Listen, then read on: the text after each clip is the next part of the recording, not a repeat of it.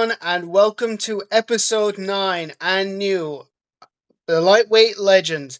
I'm here with former UFC lightweight contender, Gray the Bully Maynard. Gray, welcome in. Thank you so much again. So, we're going to have 30 minutes, sit down, have a conversation, chat about a lot of different things. Now, firstly, I'd like to, for those that may not be familiar with me or yourself, in fact, I'd like you to just give a brief introduction to those that may be new watching me and summarize, just give me a brief summary of what your life was. Yeah, Gray Maynard. Grew up wrestling. Really took to wrestling quick, and state a couple times state champion. Ended up moving to one of the best schools in the country in my 11th and 12th grade year. I left. You want me to turn on my Yeah, my? yeah. Sorry, I was just gonna say I Video?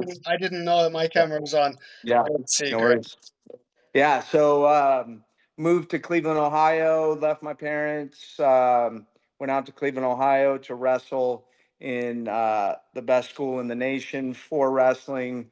It was a private Catholic, like all boys school. So won state championship out there. We won the national team championship, won a national championship, high school national championship uh, for the individual. And then I went to Michigan State, three-time All-American there.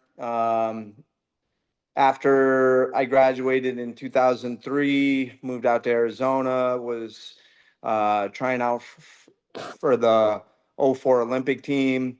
Kind of caught between two weight classes at the time. It was either a super hard cut or I'd have to go up, but got a good amount of training in. Trained. We had a wrestling club going, me and a couple guys, and actually one of our club guys members, he was an eighth grader at the time, was Henry Cejudo. Triple C. Yeah, yeah, yeah. He was a beast back then, and but anyways, I was a three-time All-American at state, and then moved back to Las Las Vegas, and kind of got into real estate. Did that stuff, and then went into a jujitsu gym. One of my old wrestling coaches got me into a jujitsu gym, and then there was a bunch of Hawaiians there as well.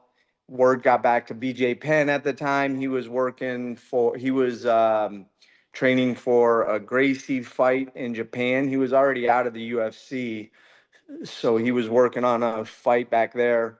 And he flew me out to Hawaii to train with him, and that's kind of where I picked up the MMA bug and got into striking. And then came home, flew back to help him out a couple more times, and then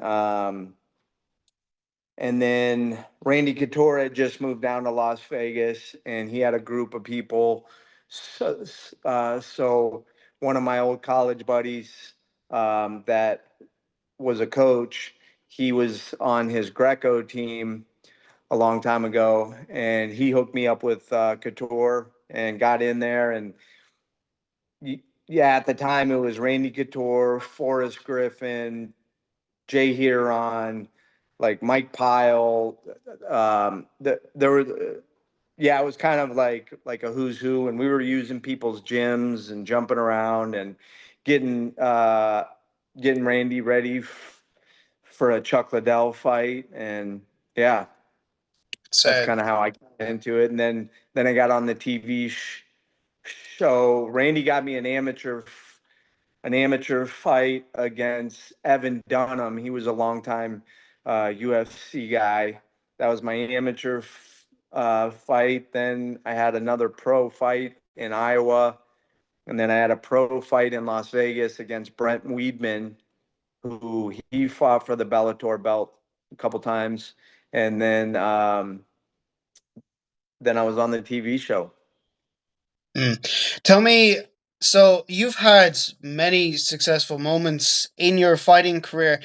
I will talk about Edgar, but has there been any moments in your fighting career that really did stand out to you? Because I know that whenever people do mention Gray Maynard, it is always the amazing Edgar Trilogy, and Yeah, on that is of yeah. course on YouTube listed. I believe it's number 7 as the top UFC trilogies. So Okay. before we discuss Edgar, what other highlights have there, would you say, that have stood out to you beforehand? Yeah, I really feel like my career can be summed up as the UFC could always call me for the guys that nobody wanted to fight. They were having hard times matching them up, right? So if you look at my career, Dennis Seaver, he was, a scrappy guy that people weren't really wanting to fight, and then like Rich Clementi, he was just coming off a win with like Anthony Johnson and UFC vet, and just they were kind of having a hard time probably matching him up. And then Jim Miller, he was the up and comer. Frankie Edgar, when we fought the first time, they couldn't really get an opponent. He was just a dangerous name. Not a, and that's kind of where I was, I could go up against all these guys who didn't really have a name that the top guys wanted to fight, Hmm. but they were tough, right? So, I was getting the Frankie Edgars, the Jim Millers back Hmm. then, and the Diaz and so Jim Miller, I really put a statement with that one. It was pretty much a one sided, you know, f- like fight that everybody knew he's a Hmm. tough guy, Yeah. and that's when I was trying to ask for the Sean Shirk fight, and he didn't want to take my fight because I didn't have a big name yet, and Yeah. which is understandable. But yeah, I took a lot of the guys that they were having issues getting getting the opponents who were tough. You know, you look at my lineup, and we got Edgar, we got Diaz, we got Florian, we got Jim Miller, we got Roger Huerta. There's just a lot of who's who, Mhm. through that, and you know, I If, kind of if pride myself on beating basically all the tough Of guys. course, yeah, Like I was absolutely, 8-0 in the UFC. I was 8 or 9-0 in the UFC before I got a title shot. yeah. And correct me if I'm wrong, and this may lead me back to nostalgia here, but if I do remember in the early days of Nate's career, I remembered that at first the fight had been called off because he said that he was going to go to a high school reunion. I can't remember. No, I can't remember on that one. Yeah, Yeah. I think originally at first Nate had tweeted that he couldn't make the fight with you because he said that he wanted to make a high school reunion, which you don't see a lot of people do Yeah. that. But that was very It interesting. doesn't sound like him, but No, absolutely not. yeah, that could be it. Yeah, I I can't really remember. He beat me on the TV show.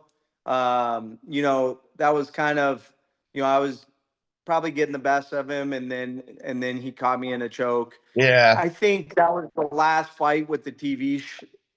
Once we fought that fight, we were off, and I think all of us, even including Nate, we just wanted to get all that stuff done, get yeah, back to our real training, because it's not like it's you know it's reality TV, but it's anything but reality, right? Mhm. You're training with different people. You're in a house with a bunch of people that you don't know.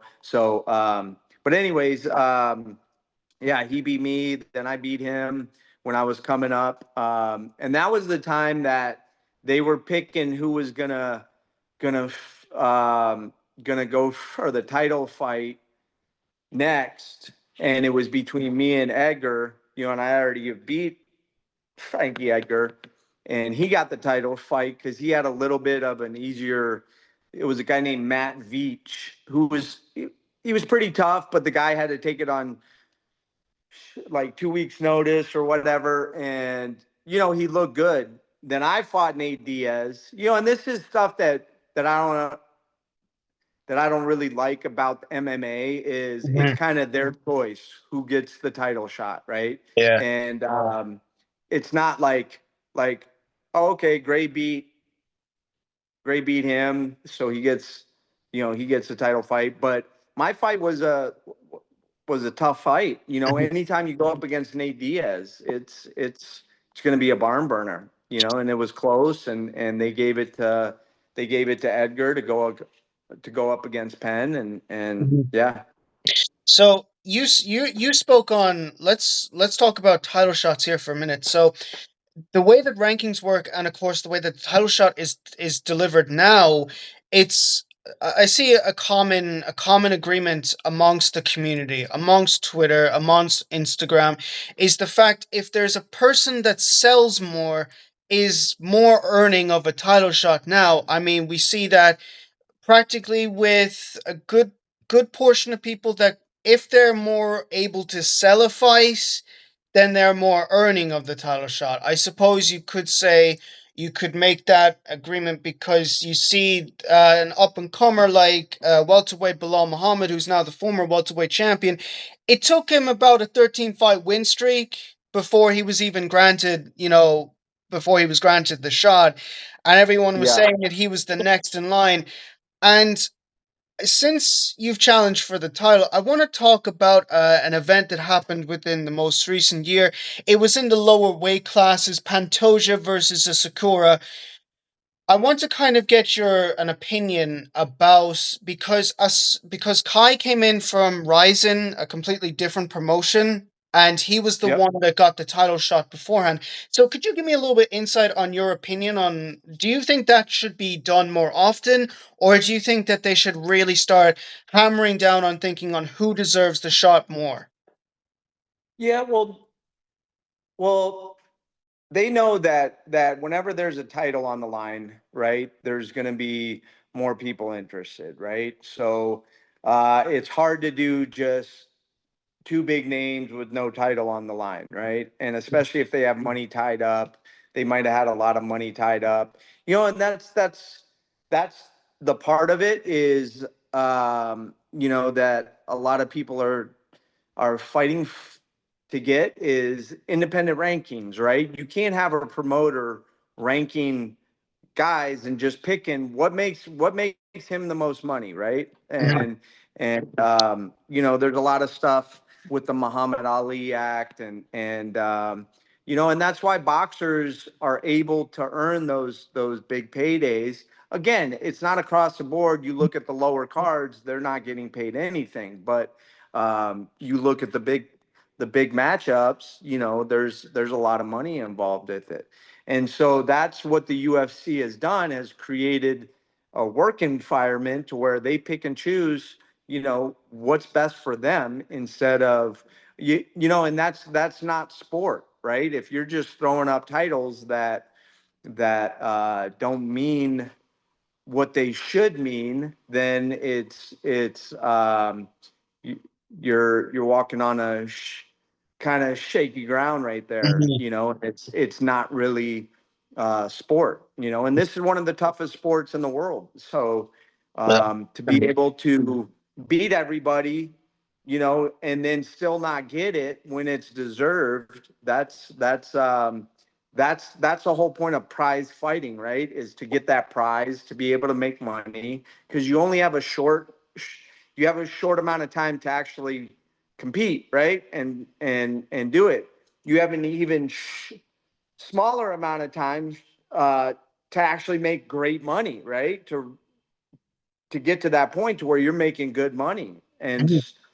so if you're winning, you should get to that point to where you're making money to extend it as long as you can. Mhm. That's Absolutely. prize fighting, Yeah. So the UFC is they've done a great job marketing and like expanding their brand, but you know the end of the day, this is a sport, and we need to be able to get the most deserving people to compete for the titles to make those big paydays. That's that's a great answer because I seen a lot of the comments on Twitter and they're mainly saying it's who sells now more days and that's how they get the big fights. That's how they get the big paydays. Yeah, and that's how the Coliseum ones. Mhm. Like, that's how the Coliseum was, right? Way back in the day, is like it's a show. It's not an actual sport, right? And that's why we got to create. That's kind of what the Muhammad Ali Act said with boxing is like, to be able to jump over people, you got to like pay them to jump over them in rankings and yeah, there's a lot of stuff going on Mhm. with that. So you have faced Edgar three times, and one of the most legendary fights of all time within mixed martial arts, one of the greatest lightweight title fights of all time as well. Can you tell me how exactly it is that you felt for the first fight? Because I know that it was a draw, and people were saying that you did enough to win the fight. And then there was, excuse me, sorry, no, you won the first fight, and then the second fight was a draw, and then obviously you lost the third. But having fought Frankie Yeah, Edgar three times, what was your biggest takeaway from it? Because I know it has to has to have like yeah, some effect because yeah. everyone knows you as the guy that had an amazing trilogy with Edgar. That the first one that we fought, it was relatively easy. I did break my hand in round one. Did have uh, pretty bad eye injury in round one as well. I couldn't see that great, but but yeah, I was just really able to kind of pin him down and get the takedowns. Throw some pretty big punches. That's how I broke my hand. And but once we got done with that fight, he did a great job of going back to the drawing board, getting his movement down. He worked on a lot of movement stuff. He showed that against Sean Shirk when he fought him, and then when we had our second fight, he was definitely a different guy, but um, it was still pretty easy. Um, in my book, what happened in round one was, I credit to him as well. Round one was a hard round on both of us. They look at him, coming back, getting knocked down numerous times, Mhm. but they don't understand how much output I had to do. And I remember going back to the corner and literally there was like pins and needles all over my body. I had completely gassed myself out. I didn't know how I was gonna do four more rounds. Right, I Yeah. was dead. And great thing that I really did put a lot of cardio with that camp. A lot of good sparring. Came back in round two and really had to pace myself in round two just to uh, just to recover a little bit. He won round two, and then you know really came back in three, and then round. I'm pretty sure I got round three, and then round four he might have got. He did a good job there, and then round five, I feel like I beat him that round two, or maybe it was a draw. But if you look at the scoring, round one should have been like I got a 10-8, but that could have been a 10-7 round, you Hmm. know. Um, I don't know if every judge scored that 10-8 though. Yeah. It might have been a 10-9. I can't remember. Hmm. But, points wise, that definitely should have been me for the whole fight. Hmm. But If we're going to be talking about the second fight into where people believe that you did enough in order to win the fight, losing that piece of getting the shot at almost touching gold, I'm sure it mustn't have been easy for you. Can you remember how you felt the first time that you fought Edgar, when it was for the title, and how you felt when you just didn't get the title, especially when it was for a draw? yeah, yeah, that was a tough one. He got to keep the belt. I really put a lot of money into that. Really put a lot of time, and then it definitely hurt. And I remember the UFC wanting me to do a promotion, wanting both of us to do a promotion where we got all our buddies, together, and we watched the fight, and like we're cheering, and yeah, he did that, but I was like, I don't want to celebrate this. This isn't a win. Like, that's not how I grew up wrestling. Like, I'm not cheering on, so they filmed me watching my own fight, you know, just Mhm. alone, like at home, and kind of going through it because, you know, I wasn't happy about that at all. Yeah. So, they kind of, I don't know if they got pissed at me or whatever, but that they wanted to rent out the movie theater and like have all my buddies there and cheering, and I was like, dude, I'm like, I gotta fight this guy. I don't. There's no celebrating draws or Mhm. being happy about a draw. So that was kind of my take. Mhm. I'd like to. I of course, whenever I get the chance to interview any fighters, I will always ask the question: what was the very first day of training for you, and how did it evolve, and what were the regular days looking like? The first day, Yeah, right, if you can right, remember, yeah. yeah. The first day, I remember that I really sparred. I was with Couture. Like, I sparred a little bit with BJ Penn and played around, but yeah, I went into Randy Couture's camp, and it was like Forrest Griffin. It was all these like huge guys, big names, and I just jumped into sparring. So definitely relied on my wrestling a lot, and yeah, at the time, Forrest Griffin, he was going up against Tito Ortiz, and he liked that. He's like, shoot on me, so I, definitely did that, and then as I got, you know, kind of my bearings, yeah, it was definitely a lot easier, to kind of concentrate, to kind of hone my skills, and I started going to boxing gyms and just really trying to learn the art of boxing and striking and jujitsu.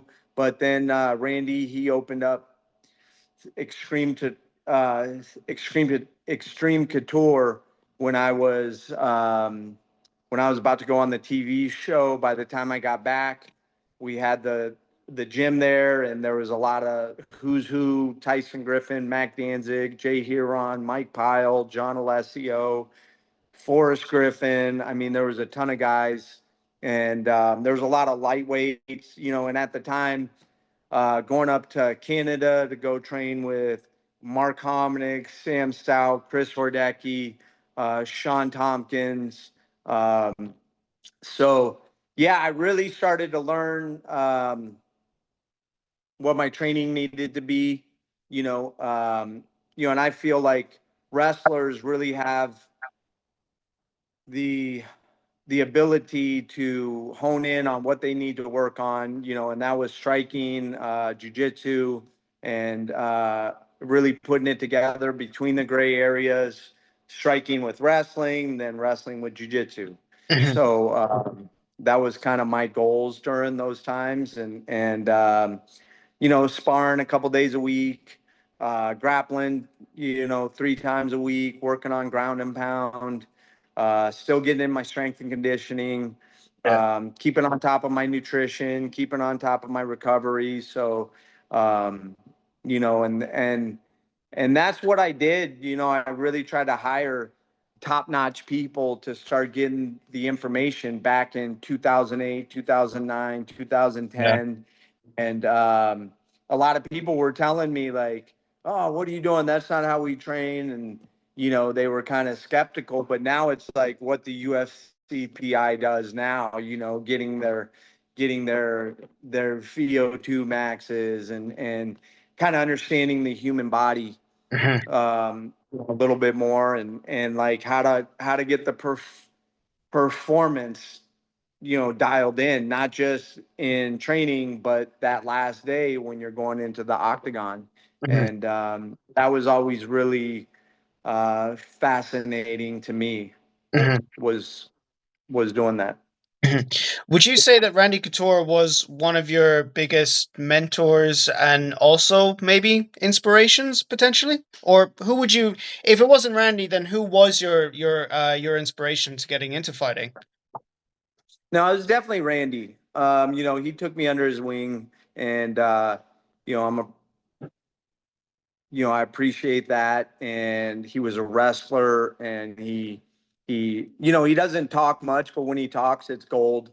And especially in the training room.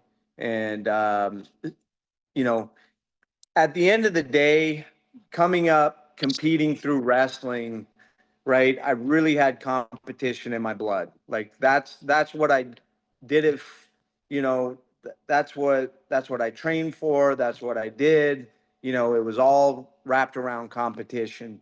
So as a wrestler, like I had a couple idols when I was younger, but then as I got older and older, it wasn't really putting people on pedestals. It was looking at what they did good, looking at what they did wrong, and just picking and choosing what I needed to put into my game. Mhm. And that's what I brought to MMA was I didn't have idols.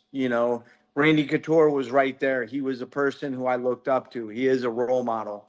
But at the end of the day, GSP had great stuff, but I would watch him, and in my mind, it wasn't like, oh my God, GSP is unbelievable. I love that guy. I want to buy his T-shirt. It was like, no, what is he doing good? And I looked at people like I was going to go up against them, that I wanted to beat them, Mhm. right? And it could be anybody: Anderson Silva, Vitor Belfort.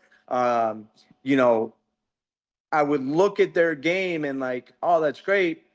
If I knew him personally, it was a little bit different, to where I know I'm not going to compete against them or whatever. But when I'm watching people in that, like in the octagon, like that's how I looked at it. Is like, how would I beat them? What are they doing good? Mhm. And that was the competition that I brought.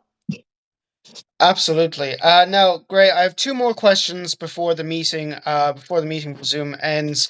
And the first one, it's basically I'd like to know what is it that you're doing now, because there's a lot of fighters that have transitioned into the commenting role, or they're involved in coaching, they're doing something, they're still involved with fighting. Are you Yeah. perhaps doing any coaching, perhaps maybe thinking about starting up your own gym, bringing up some fighters to potentially go into the UFC? What is it that you're doing? So if we move back to we're in Michigan now. We moved out of Las Vegas around COVID time, And if I wanted to coach pros, I would have stayed there. We moved back here. I kind of opened up a gym here. Um, it's we got a couple guys that want to compete in the amateurs and stuff like that, but it's really my first love is just training, right? Yeah, yeah. Training and getting better. And like I wanted to spread that to everybody else. So that's why I opened up the gym. We've been open up a couple years now, but I love that people walk in here with nothing, come in, train for a year or whatever, get in shape, learn jujitsu, learn striking, learn whatever it is, and they kind of create this passion of Mhm. going on this journey, the martial arts journey. I'm coaching my nephew in wrestling.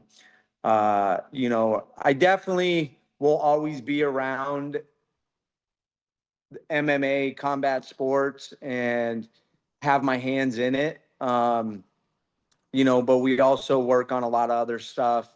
My wife's a nutritionist, and we're big into the nutrition world, and we're creating products, and yeah, just keeping busy. And then most of all, just being a dad, right?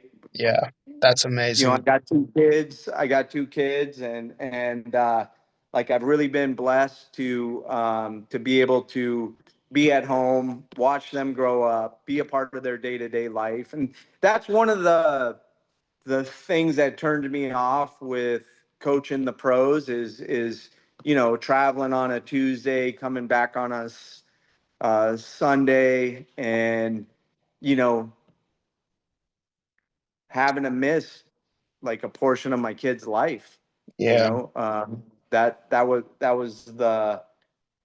a scary part of it. I love coaching. I love working on details and really trying to help people and I'll do that still, but I'm not really big into cornering and being away from my kids. I'm big into outdoor stuff. I like to climb mountains.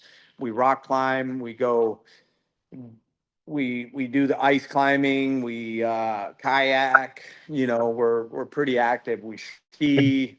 Yeah.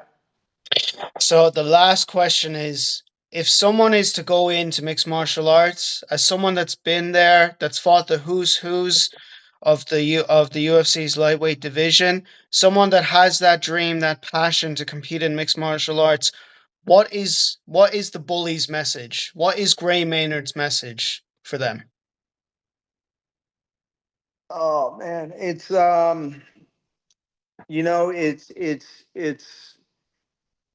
walking that walking that line, right? You gotta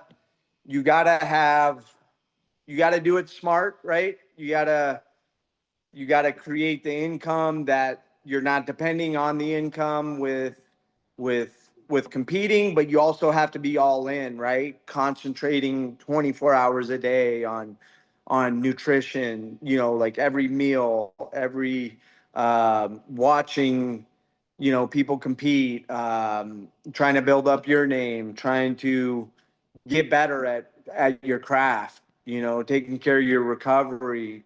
And it's really that balance. I would love to. There's people that are just all in. They'll sleep on couches. They'll sleep on whatever, like, in the hopes of doing it, and becoming big. But what I've noticed with a lot of people is kind of having that balance, right? And Mhm.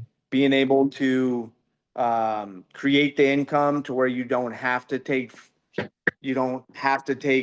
uh, dumb fights or whatever, and you don't have to depend on just fighting, to put food Yeah, with like right on your table, and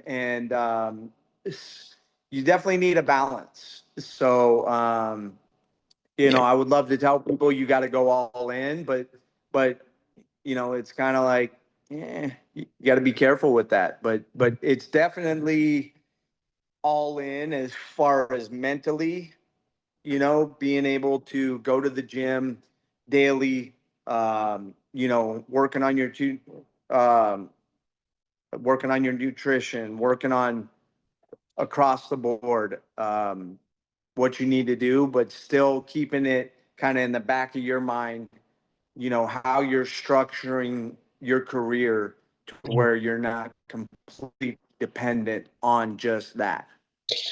Well, Gray, listen, thank you so much for giving me this time and this opportunity to interview you. It was an absolute honor and a privilege. I'm going to end this meeting now, but thank you so much again. I really do appreciate your time.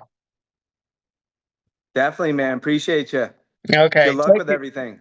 thank you. Take care of yourself, All Gray. right. All right, bud. All right, ladies and gentlemen.